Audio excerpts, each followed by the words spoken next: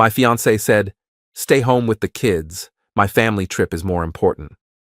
The trip I paid for. I nodded. Of course. No argument. No scene. That night, I made one quiet decision. By the time they landed, something they all depended on was already gone. When you fund someone's absence from your own life, the least you can do is make sure the accounting is accurate. Subscribe to Voxa Narrator right now, because this story is only the beginning of what quiet decisions look like when they finally land. I'm 35 years old, and I'm sitting in the kitchen of a house that has been unusually quiet for 3 days now. And I want to be precise about the quality of that quiet because it's different from the quiet I'm used to. I'm used to the quiet of early mornings before the kids wake up, that particular still hour between 5 and 6 when the house is mine in the way it almost never is otherwise. This quiet is different. This is the quiet of a house where the person who reorganizes. Every room she enters isn't here, and the reorganization has stopped, and everything is sitting exactly where I left it, and I'm finding that I prefer it this way, which is the kind of preference that, once identified, cannot be unidentified. My fiancée is 3 time zones away with her family. The flight I paid for. The resort I booked on a card in my name. The spending money that was sourced from an account she has access to because I extended that access 18 months ago when we combined our financial lives in the specific, trust-based way that people do when they believe they're building something permanent. I said of course when she told me to stay home. I nodded. I helped them pack. I drove them to the airport the morning of the departure, and I kissed her on the cheek, and I told her to have a good time, and I watched the automatic doors close behind her, and her mother and her 2 sisters, and I drove home in the specific silence of a man who has just fully understood, something he'd been half understanding for a long time. Then I put the kids to bed, and I sat at this kitchen table and I made decisions that were going to matter considerably more than the nodding. Let me tell you how we got here, because stay home with the kids, my family trip is more important, delivered about a trip the speaker didn't pay for is a sentence with a history behind it. And the history is what makes the sentence what it is. I met her 4 years ago. We have 2 children together, 4 and 6, both mine, both hers, both the realest things in my life and the reason I've stayed patient through things that should have ended my patience much sooner. I want to be honest about that. The children are why I kept finding more goodwill than the situation deserved.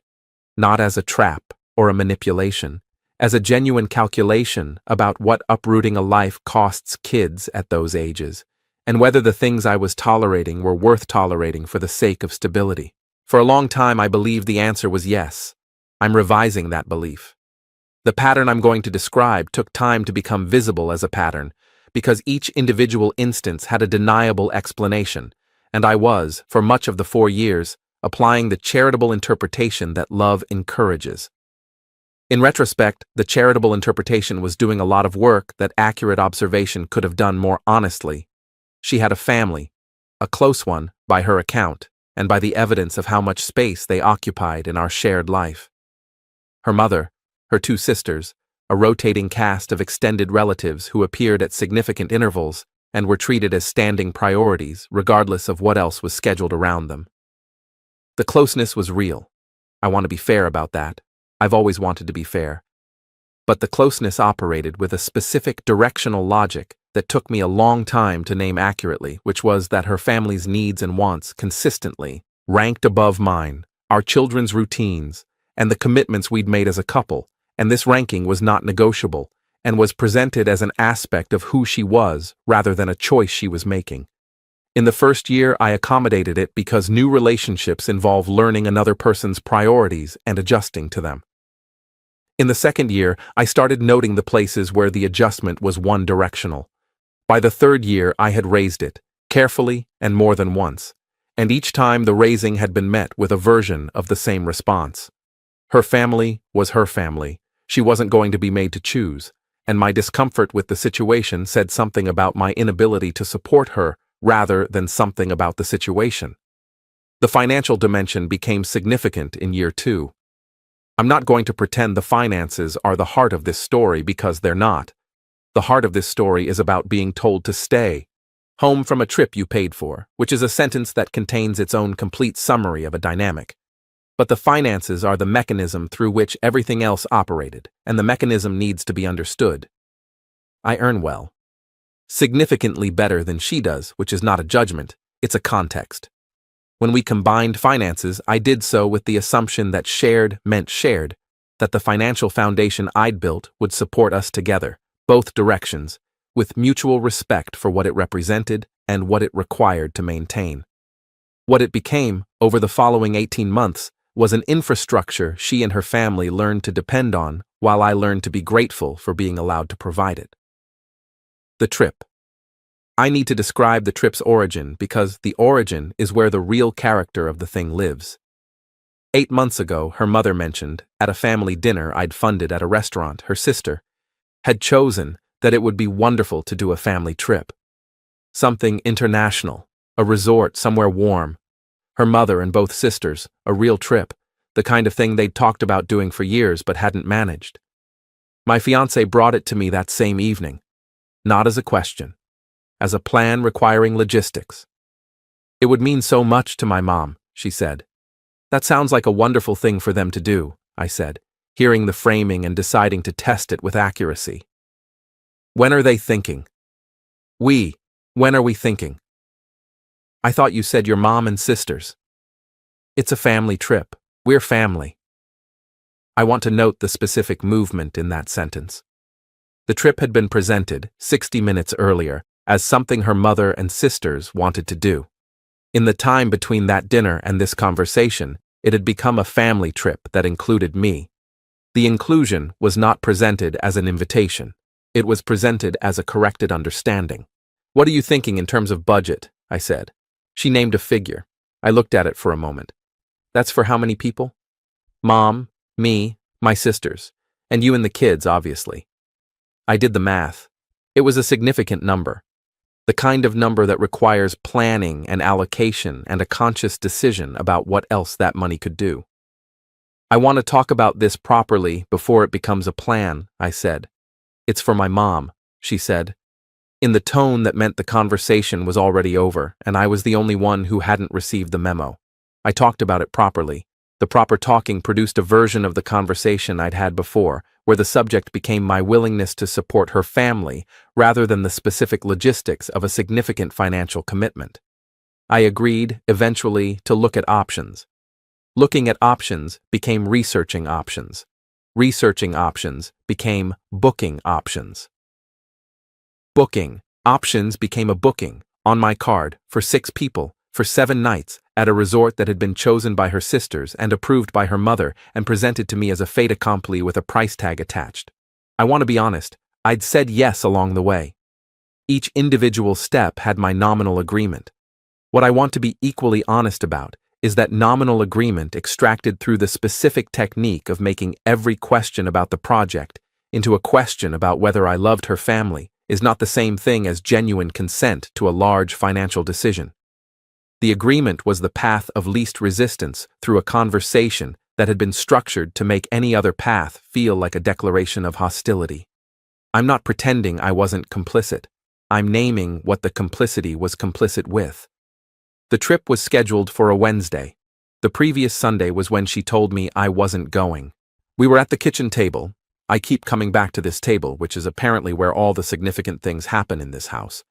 And she was going over the packing list with her phone out, and she said, with the specific casual finality of someone communicating a decision that had already been made, I think it'll be better if you stay home with the kids.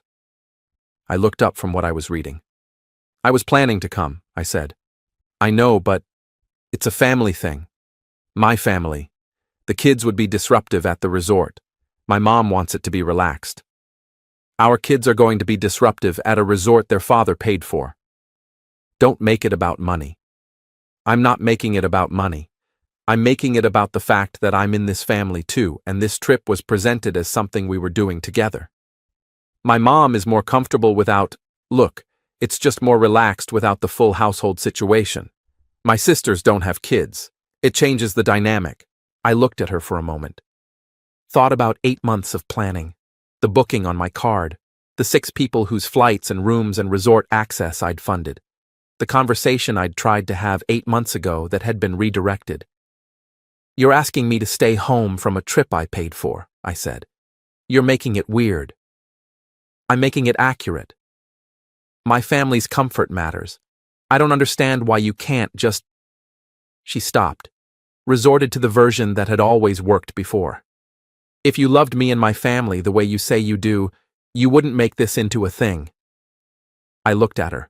35 years old, sitting at my kitchen table at 9 o'clock on a Sunday evening, being told that loving her family correctly means funding their vacation and then staying home from it. Of course, I said. She blinked. Yeah? Stay home with the kids, of course. She looked at me with the slight uncertainty of someone who'd gotten the answer they wanted, delivered in a quality they weren't sure about. Thank you. It really means a lot. I know, I said. I helped them pack Monday and Tuesday. Wednesday morning, I loaded their bags into the car, buckled the kids into their seats, drove to the airport. Her mother was warm to me in the specific way of someone who has gotten what she wanted and can afford to be generous now. Her sisters were pleasant. My fiancé kissed me on the cheek. I told them to have a wonderful time. I drove home, put the kids down for a rest, sat at the kitchen table, opened my laptop. The first thing I did was access the shared account, the account that was mine in origin and hers in access, the one that had been funding the shared infrastructure of our life for 18 months and that had, over those months, become the quiet engine that ran everything from groceries to her personal subscriptions to the standing transfers she'd established for things she categorized as joint expenses and that I'd never fully audited. I audited it now. The audit took 2 hours and produced a document I've looked at several times since because the document is clarifying in the way that actual numbers always are. Standing transfers I hadn't reviewed in over a year, subscriptions that had been added to the account without a conversation, a recurring payment to a service I'd never heard of, established 8 months ago, modest enough to be invisible in ordinary review, 3 separate subscriptions to streaming and shopping platforms in her name on my payment method. I addressed each one methodically. The standing transfers, I canceled all of them, with the exception of 2 that related directly to household expenses for the children, which I was not touching because the children are not part of this accounting. The subscriptions in her name, removed from the payment method. The service I didn't recognize, canceled. The shopping platforms, removed my card from each account, which would leave her accounts intact but without my funding attached. Then I looked at the shared access itself, the account access she'd had for 18 months. I called the bank, asked about the process for adjusting shared access on the account. The process was straightforward. I initiated it. The bank sent a confirmation. The change would process within 24 hours. Then I looked at the resort booking. The booking was in my name, paid for, confirmed. 7 nights, 6 guests. There was a modification option. I accessed the reservation, and I removed 3 guest names, her mother and both sisters. Their rooms had been booked as separate units. The modification was clean and complete. The rooms would release back to the resort's inventory. I would receive a partial credit back to my card. I want to be careful about something here. I did not remove her from the booking. She was my fiancée. She was the mother of my children. I was not going to strand her at an international resort. The children's rooms I left intact. Her room I left intact. What I removed was the 3 rooms belonging to the people whose comfort was more important than my presence. Then I sat back, and I thought about what I was going to say to her, and when. I decided, not by phone while they were in transit, not by text, not in any format that could be managed from a distance and arrived back to me, filtered through her interpretation of it. When she landed and they arrived at the resort and discovered that 3 of the 6 rooms had been canceled and released, she would call, and I would answer, and we would have the conversation in real time, without preparation on her end, which was the only format in which honest conversation had ever been available to us. The call came 7 hours after they landed. I was giving the kids dinner when my phone buzzed and I saw her photo on the screen. I set down the wooden spoon, told the kids I'd be right back. Went to the hallway. "The rooms are gone," she said. Her voice was the specific tight quality of someone who is furious and is in a public place and cannot express the fury at its full scale. "I know," I said. "What did you do?" I canceled your mother's and sister's rooms. Yours and the kids are intact. Why would you? A pause. I could hear her breathing, heard her moving somewhere quieter, heard the ambient resort sounds receding. They're standing at the front desk right now. There's no room for them. I know. I'm sorry for the inconvenience to them. Sorry. You're sorry. You did this deliberately. You canceled their rooms and said nothing and let them fly out there, and I paid for a trip I was told to stay home from, I said. I thought about what that sentence meant for a few days, and I made an adjustment. This is insane. You've lost your mind. My mother is standing at a resort with no room because you decided to throw a tantrum. I didn't throw anything. I made a decision, quietly, and I implemented it. Your mother and sisters can book rooms if they'd like. The resort has availability. They'll need to use their own cards. The silence that followed was long and had several layers. I waded through all of them. You're doing this because I asked you to stay home, she said finally. Quieter now, the fury at a lower frequency. I'm doing this because you told me your family's comfort mattered more than my presence on a trip I funded, and I agreed with you. And then I thought about what agreeing actually looked like in practical terms. We're going to lose the engagement over this. Is that what you want? I want honesty, I said. I want the version of this relationship where what I contribute is acknowledged rather than expected and then exceeded. I want to not be told to stay home from the trip I paid for. I've wanted those things for a while. We can talk about all of it when you get back. She hung up. She called back 20 minutes later with a different quality of voice, some of the fury spent, something harder and more structural underneath it. She said her mother was upset.